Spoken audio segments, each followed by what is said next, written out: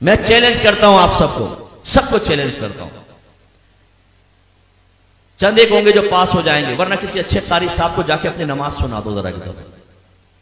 आप कहते हैं ना हम नमाजी, हमें आता है सब कुछ, एक दफा सुनाए किसी कारी साहब, अच्छे कारी साहब।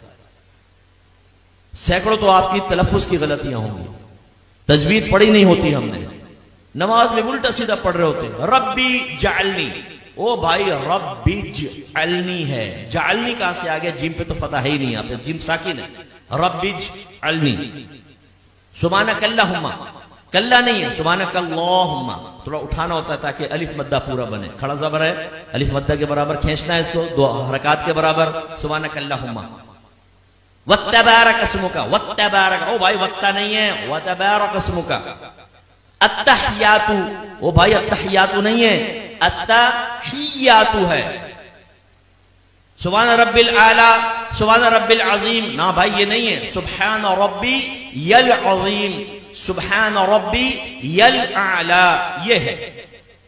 आप सुनाइए। मैंने तालीम बालगान का मदरसा बहुत पढ़ाया। जब मेरे सामने आते थे ना, कितने साल से नमाज पढ़ रहे हैं? 25 साल से। अच्छा सुनाओ जरा, सूरत सुनाओ।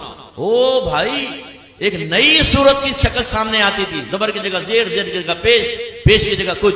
मैं आपसे गुजारिश करता हूं, मैं आपको हकीर नहीं समझ रहा हूं, आपकी तहकीर बयान करना मकसूद नहीं, खुदा की कसम ख्वाब गफलत से जगाना मकसूद है। आज आप चेक भरते हैं ना, चेक, जितने यहाँ चेक भरने वाले मौजूद हैं उनसे पूछिए, इतने आराम से भरते हैं, कहीं टेढ़ा मेढ़ा ना हो जाए, बाउंस हो जाएगा।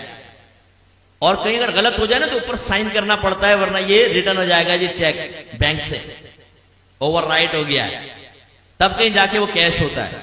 लेकिन जब नमाज पढ़ते तो समझते हैं बहुत बड़ा हमने अल्लाह पर एहसान किया है। बात तो पढ़ते ही नहीं, खैर जो पढ़ते हैं बहुत बड़ा एहसान किया है, अब पढ़ी बस अल्लाह कबूल फरमाएगा।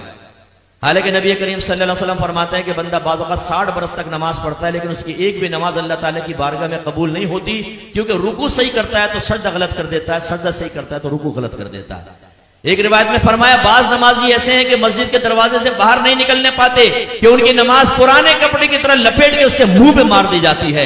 एक रिवायत में फरमाया, जब नमाजी बाज़ औक़ात नमाज खत्म करता है तो नमाज उससे ये कहती है, अल्लाह तुझे ऐसे ही बर्बाद कर दे जैसे तूने मुझे बर्बाद किया। उसमें वो खास तौर पे जो सुपरमैन नौजवान यहां बैठे हुए ना, जब नमाज पढ़ने खड़े होते हैं, रुकू सजदा, एकदम सीधे खड़े हो गए, रुकू सजदा, अभी हमारी अलहम्द आदि भी नहीं होती, 2 रकअतें खत्म कर लेता। और जब ये सलाम फेरा, कल्टी बाहर, ओ भाई तो ये तू एक्सप्रेस ट्रेन बना हुआ है, बुलेट ट्रेन, ये तेरा फायदा क्या हुआ नमाज पढ़ने का? यानी सर से बोझ उतार रहे हो। आपने देखा जुमे की नमाज के बाद जैसे ही इमाम साहब सलाम फेरते हैं, जूतियों पर रश लग जाता है, इतना रश हो जाता है जैसे बाहर 5-5 हजार के नोट बट रहे हैं, अगर देर हो गई तो निकल जाएंगे। जूतियां ढूंढने में 15 मिनट वहां लगा देंगे, मस्जिद में नहीं बैठेंगे, ना सुनन पढ़ेंगे ना नवाफिल पढ़ेंगे आगे के, और बाहर निकल के फिर दूसरा कहते हैं हाँ क्या करना, चल ढाबे में चाय पीते। अभी तुम इसलिए बाहर निकल कर आए थे। ये भी जिम्नन बात आ गई तो मैं आपको अर्ज कर दूं, गौर से करें, गौर से देखें, और अपने बारे में मैं भी सोचता हूं, आप भी सोचें।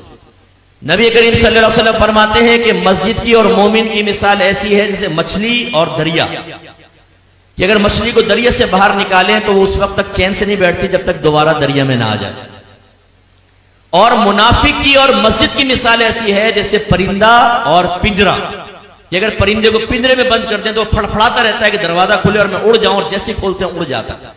अपने बारे में हम सबको गौर करना चाहिए, हम में मोमिनाना सिफत है या मुनाफिकाना सिफत है।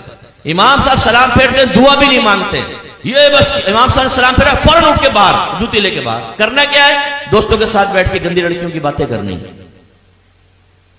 हालांकि नबी करीम सल्लल्लाहु अलैहि वसल्लम ने फरमाया कि जब कोई नमाज पढ़ के अपनी जगह बैठा रहे और जानबूझ के अपना वुजू ना तोड़े तो फरिश्ते उसके लिए दुआए बख्शिश और मग़फ़िरत करते रहते हैं जब तक कि वो उठ ना जाए।